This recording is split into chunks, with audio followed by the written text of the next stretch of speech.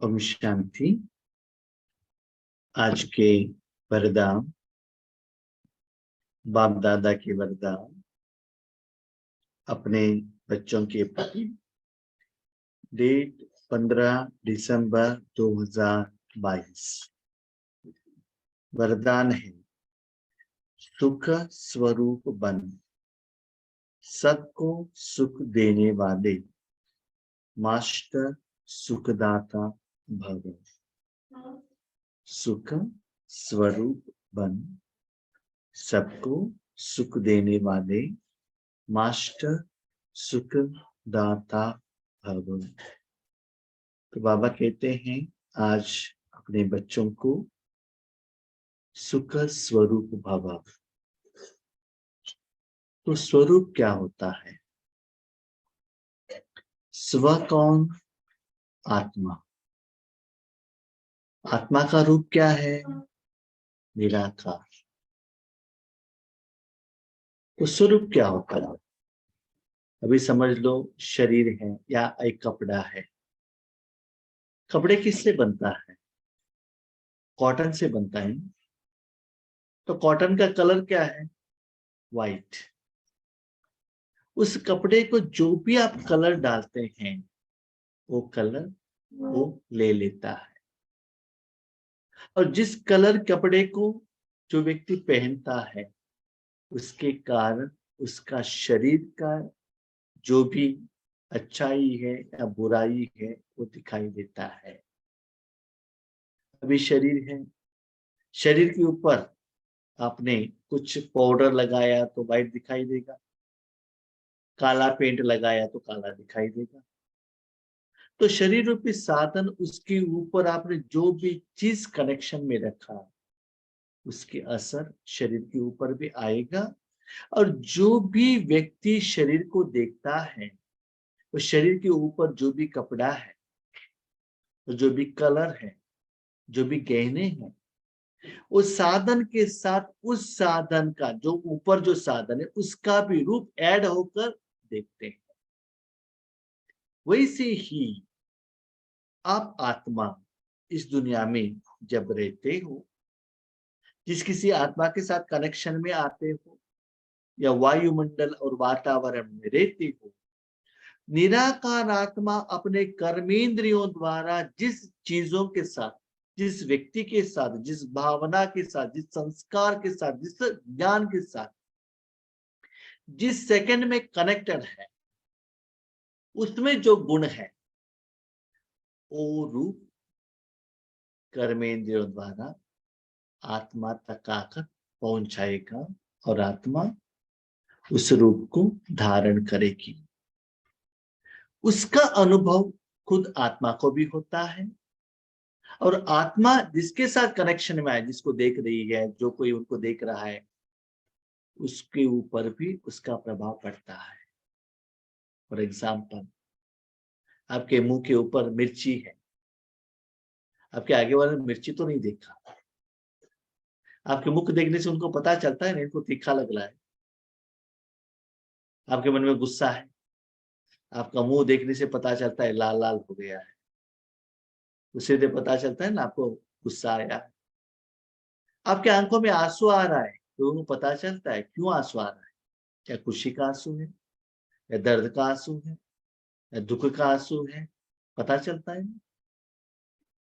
तो आज बाबा आपको क्या कहते हैं, बच्चे, दुनिया को दिखाने के लिए कपड़े, गहने और शरीर को सुंदर बनाने के लिए कितना साधन, और शरीर को ठंडा रखने के लिए एसी। तो अपना रूप को आप ऐसे मेंटेन करते हो ना कि ताकि आप सुंदर दिखे दुनिया में। तो ऐसे ही आप आत्मा अपने मन रूपी साधन को जो सुख देने वाले भगवान के साथ में रखो।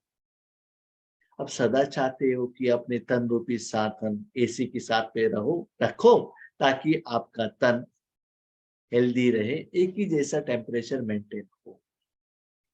एसी में रहेंगे तो वायुमंडल में जो वेरिएशंस होता है, धूप, टेम्परेचर वेरिएशन, उसका असर शरीर के ऊपर नहीं होगा। उसके कारण आपका आत्मा का एनर्जी बच जाता है बाकी आप जो कर्म कर रहे हो वहां आप अपना शक्ति को रख सकते हो। टेम्परेचर वेरिएशन है तो उसका असर शरीर के ऊपर पड़ता है, आत्मा उसको फीलिंग करने के लिए अपना एनर्जी उसके तरफ रखना पड़ता है।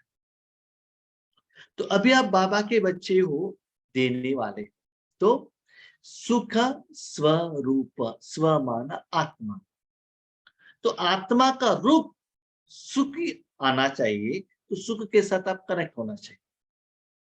मेरा चमड़ी व्हाइट होना चाहिए तो व्हाइट पेंट लगाना है ना, या व्हाइट चीज को लगाना चाहिए ना, तभी तो व्हाइट आता है। तो मन को क्या करो, सुख के साथ कनेक्ट हो। अभी समझ लो आपने व्हाइट कपड़ा पहना है, तो आपको भी मालूम है कि मैंने व्हाइट कपड़ा पहना है। जो भी आपको देखते हैं तो व्हाइट कपड़े के माध्यम से ही देखते हैं ना, उनको भी व्हाइट दिखाई देता है, उसके साथ आपका शरीर भी दिखाई देता है।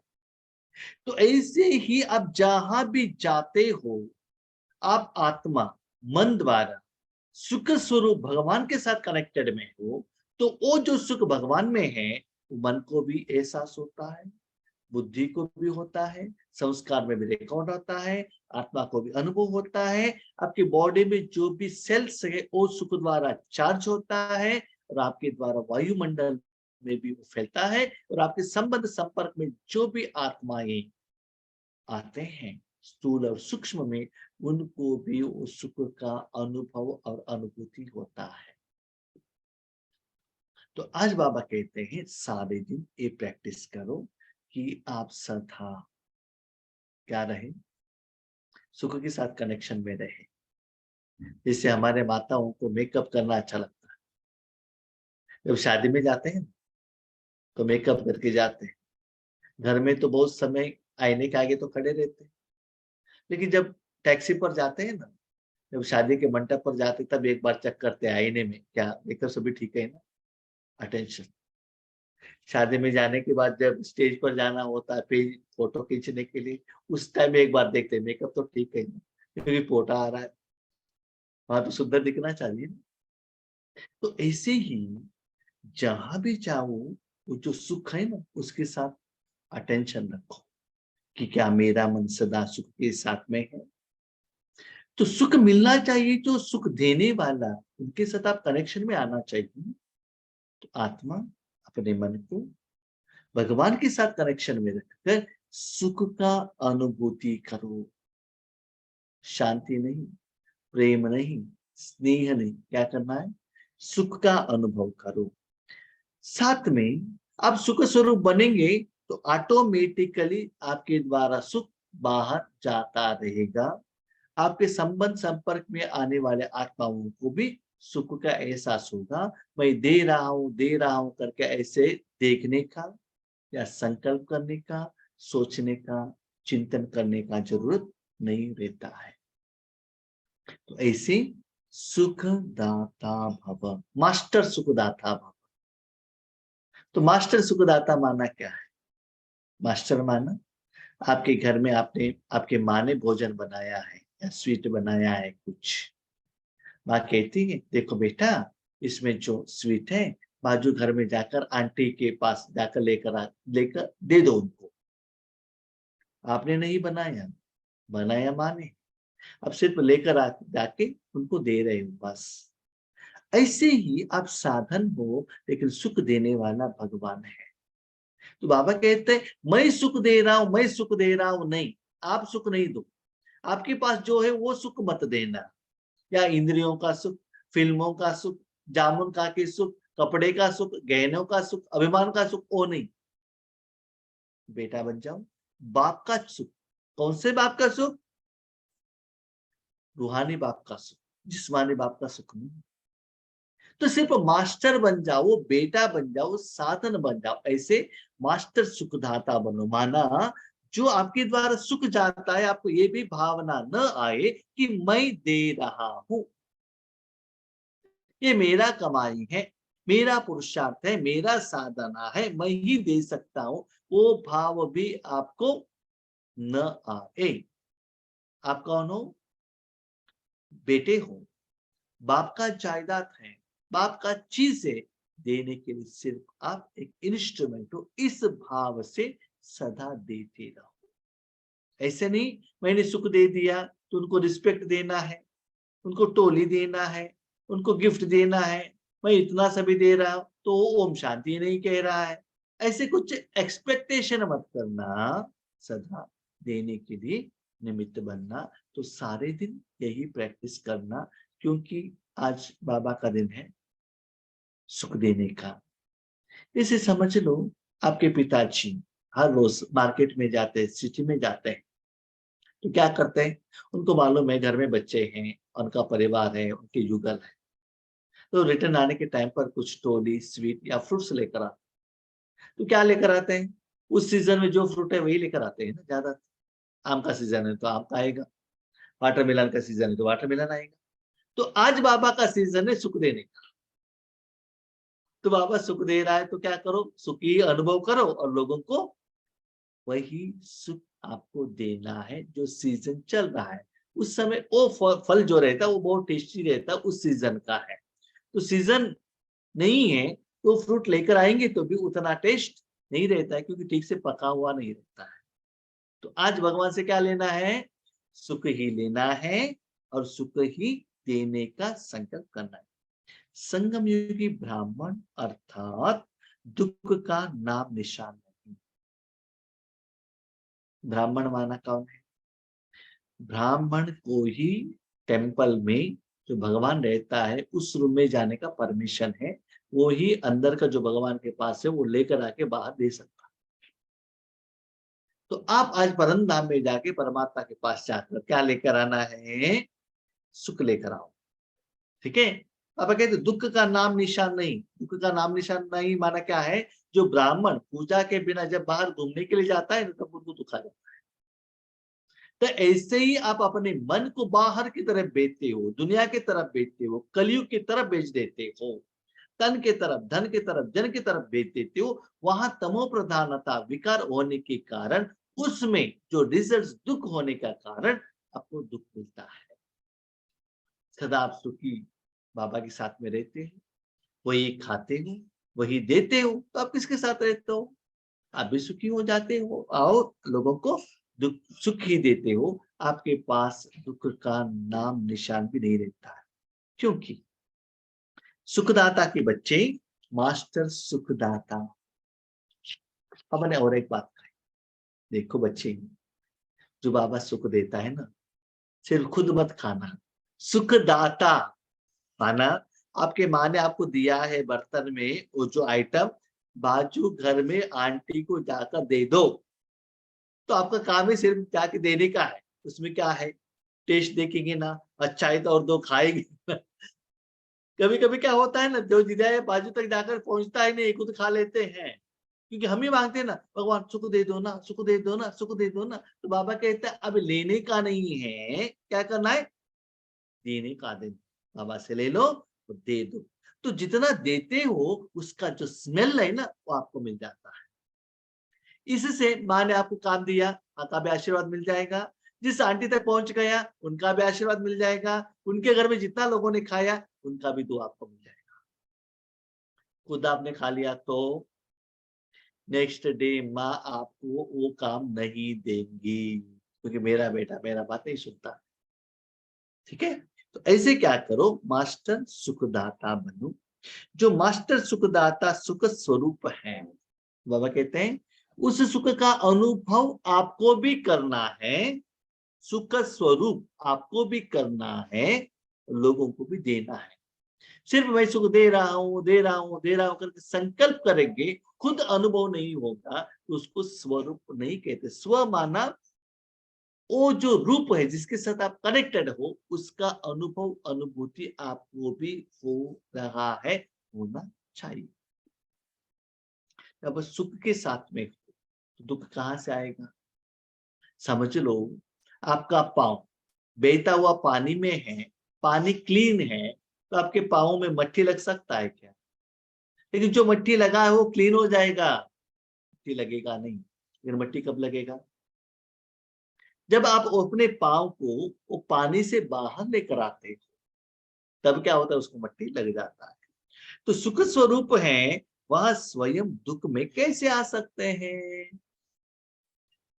मैंने व्हाइट कपड़ा पहना है तो रेड कैसे हो सकता है? नहीं हो सकता है। तो जिसके साथ आप कनेक्टेड हो वो सुखी मिलेगा।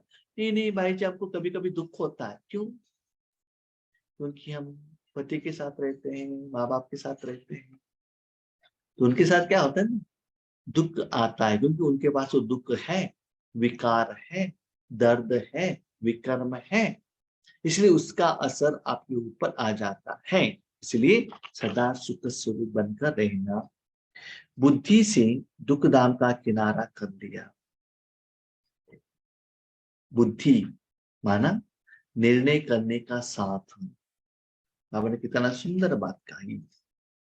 भले आपको पुराने दुनिया में रहना है, आपका तन पुरानी दुनिया में है, रहना पड़ेगा, लेकिन बुद्धि वहां मत रखना।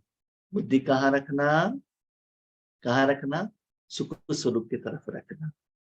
जैसे कि छोटे बच्चे पढ़ाई करने के लिए बैठते हैं, खुद इंटरेस्ट नहीं रहता है, माँ बाप ने उनको कुछ कहा पढ़ाई करो, जाकर बैठ गए, आगे तो बुक है, या आज ऑनलाइन क्लास चल रहा है, समझ, कंप्यूटर तो ऑन है, लेकिन बाजू में कुछ गाना बज रहा है, तो मन कहाँ जाता है? मन कहाँ जाता है? आगे तो कंप्यूटर है, लेकिन बुद्धि कहाँ जा रहा है? बाजू में गाने की तरफ जा रहा है। तो गाने का जो साउंड है, लिरिक्स है, वही उनको अनुभव होता है जहां आप बुद्धि रखते हो। कभी कभी आप पैदा चलते ही जाते हो, लेकिन आगे जो पत्थर है ना वो दिखाई नहीं देता है। क्यों? जा रहे हो, लेकिन बुद्धि कहाँ है? मोबाइल की तरफ है, और कहाँ भी देख रहे हो। इसीलिए आगे का सिचुएशन, सर्कमस्टेंसेस, वायुमंडल का तरफ अटेंशन आपका नहीं रहता है। तो अब कहते बुद्धि को दुख दाम से किनारा कर लिया। बुद्धि को वहां रखेंगे तो दुख का फीलिंग आपको होगा। वे स्वयं तो सुख स्वरूप रहते ही हैं, लेकिन औरों को भी सदा सुख देते हैं। स्वयं भगवान के साथ कनेक्ट होने के कारण, उनके द्वारा सुख जाने का कारण, उनको भी सुख का अनुभव रहता है, औरों को भी, याद रखिएगा, सदा सुख देते हैं। सदा सुख माना सिर्फ मैं अमृत वेले के साथ कनेक्टेड हूँ, ट्रैफिक कंट्रोल के टाइम पर कनेक्टेड हूँ, भोजन खाने के टाइम पर कनेक्टेड हूँ, नहीं, सदा सुखी। सदा सुख देना चाहिए, इसका मतलब आप सदा सुखदाता के साथ कनेक्शन में रहना चाहिए, क्योंकि आप कौन हो? Only an instrument. जिसके साथ कनेक्टेड रहते हो उसमें जो गुण है वही आपको अनुभव होता है। तो खुद को भी अनुभव होना चाहिए, और आपके साथ में रहने वालों को भी सुख का अनुभव होना चाहिए। जैसे आप घर से बाहर निकलते हो, अपने शरीर या कपड़े को सेंट स्प्रे करके जाते हो, क्या होता है? आपको भी वही स्मेल आता है, आपके नजदीक में जो लोग आते हैं उनको भी वही स्मेल आता है। तो ऐसे आपको भी क्या करना है? सदा सुख देते रहने वाले मास्टर सुखदाता बने। जैसे बाप हर आत्मा को सदा सुख देते हैं, याद रखो। जैसे बाप हर आत्मा को सुख देते हैं, जीव को नहीं। जहां हम प्रोग्राम के लिए जाते हैं ना, हमारे प्यारे प्यारे जो माताएं हैं, योगेश भाई को जीव और शरीर के लिए सुख देते हैं। क्या देते हैं? भाई जी, ये फ्रूट खा लीजिए ना, जूस पी लीजिए ना, टोली खा लीजिए ना। आपको बैठने के लिए चेयर चाहिए क्या? पिल्लो चाहिए क्या? पानी चाहिए क्या? तो किसको देते हैं? शरीर रूपी साधन को सुख देते हैं। लेकिन बाबा यहाँ क्या कहते हैं? आत्मा को दे दो। आत्मा को देना है माना निराकार ही देना पड़ता है। तो बाबा किसको देता है? आत्मा को देता है। ऐसे जो बाप का कार्य वो बच्चों का कार्य। तो आप ऐसे समझ लो, मैं उस आत्मा को दे रहा हूं। परमात्मा मेरी आत्मा द्वारा, मन बुद्धि द्वारा उस आत्मा को हम दे रहे हैं, बस। जो भोजन बनाते हैं, हाथ साधन है, पांव साधन है, लेकिन टेस्ट अनुभव करने वाला कौन है? जीव, मन बुद्धि और आत्मा। ऐसे ही आपके द्वारा, शरीर द्वारा एनर्जी जा रहा है, लेकिन आपका अटेंशन कहाँ रहना चाहिए? मैं आत्मा को दे रहा हूं, इसका मतलब निराकार ही देना चाहिए। कोई दुख दे रहा है तो भी आप दुख नहीं दे सकते, आपका स्लोगन है, ना दुख दो ना दुख दो। कभी कभी आप कहते हैं नहीं नहीं भाई जी, हम परिवार वालों को कितना सुख देते हैं, फिर भी वो हमको दुख ही देते हैं। इसलिए बाबा कहते हैं ना दुख लो ना दुख दो। तो दुख के बारे में आप सोचो मत, जितना आप सुख देते ही जाते हो उतना आपको सुख मिलता ही रहता है। कोई कोई पूछते हैं हम कितना भी सुख दें फिर भी वो लोग दुख दे रहे हैं ना, क्यों?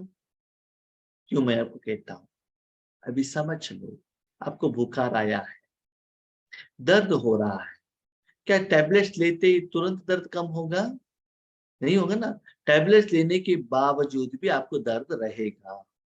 तो क्या करना है, सुबह 2 ले लो, दोपहर में 2 ले लो, रात को भी 2 ले लो। ऐसे लेते जाएंगे तो स्लोली वो दर्द का परसेंटेज कम हो जाएगा। जब सारा बीमारी कम हो जाएगा तब टैबलेट लेने का जरूरत नहीं रहता है।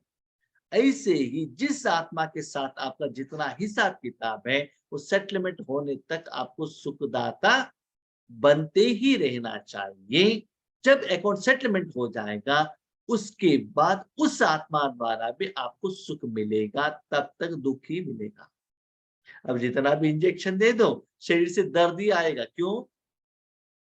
अभी तक जो भी बीमारी है वो क्लीन नहीं हुआ है। ऐसे ही आपको क्या करना है, सुख देते रहो।